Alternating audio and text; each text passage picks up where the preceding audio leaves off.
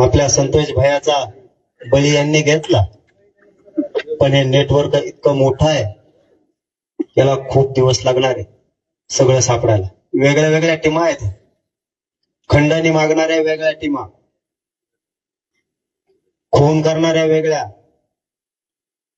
यांना घेऊन पाळणाऱ्या वेगळ्या, पैसा पुरवणारी वेगळी टीम,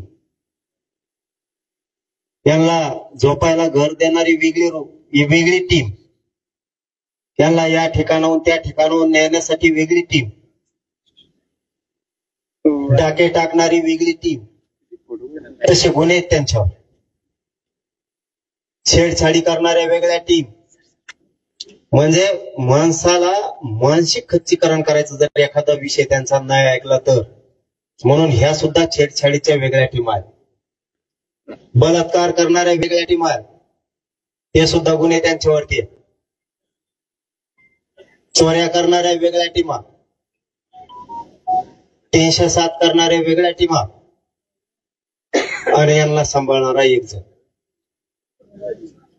ह्या भयंकर टीमा आहेत. ज्याने खंडणी मागायला पाठवलं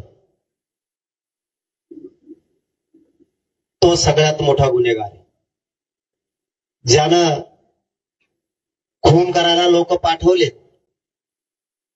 पाठवणारा सगळ्यात मोठा गुन्हेगार आहे. खून करणाऱ्यापेक्षा आणि खंडणी मागणाऱ्यांपेक्षा सामूहिक कट रचणारा, संघटित गुन्हेगारी करायला लावणारा सगळ्यात मोठा गुन्हेगार आहे. तो अगोदर जेलमध्ये गेला पाहिजे. आणि हा समाज शांत एवढ्यासाठी आहे की मुख्यमंत्र्यांनी शब्द दिलाय, याच्यातला एकही सुटणार नाही.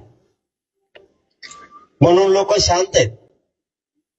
जर का रे बाबा मुख्यमंत्री साहेब यातला एक बी सुटला, सामना मात्र आमच्या संघ हे तुम्ही कधीच विसरायचा नाही.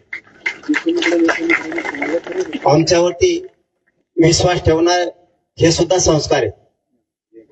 आणि एकदा विश्वासघात झाला तर त्याला रस्त्यावर सुद्धा आम्ही सांगतो. हे सरकारनं पाठीमागे सुद्धा बघितलेलं आहे आणि पुढे पण लक्षात ठेवावं. खंडणीतला आणि खुनातला एकही आरोपी सुटता कामा नये. आणि या दोन्ही टीमला, खंडणी मागणाऱ्या आणि खून करणाऱ्या टीमला सांभाळलं कुणी? त्यांचे फोन त्या 8-10 दिवसात किती वेळ झाले? त्यांनी एकमेकाला कुठली साथ दिली? हे चार्जशीट मध्ये येणं गरजेचं आहे. नसता तुम्ही म्हणताल की आम्ही आरोपी अटक केले, त्यांच्यावरती गुन्हे दाखल केले, परंतु तो तपासात आलाच नाही.